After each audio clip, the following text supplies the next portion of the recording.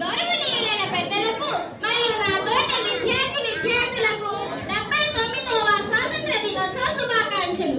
నేడు మనం 79వ స్వాతంత్ర దినోత్సవ వేడుకలను జరుపుకుంటున్నాము. ఆగస్టు 15వ తేదీన ప్రతి భారతీయ పౌరుడికి ముఖ్యమైన రోజు. ప్రపంచంలో ఎక్కడున్నా భారతీయులందరూ ఆగస్టు 15వ తేదీన స్వాతంత్ర దినోత్సవాన్ని పండుగలా జరుపుకుంటారు. మొదట వ్యాపార నిమిత్తం మన భారతదేశంలో అడుగుపెట్టిన బ్రిటిష్ దేశస్థులు మన దేశాన్ని క్రమంగా వారి ఆధీనంలో తెచ్చుకొని మనల్ని బానిసలుగా చేసుకున్నారు. దాదాపు 200 ఏళ్ల బ్రిటిష్ పాలనలో మన భారతదేశం బానిసత్వాన్ని చవిచూసింది.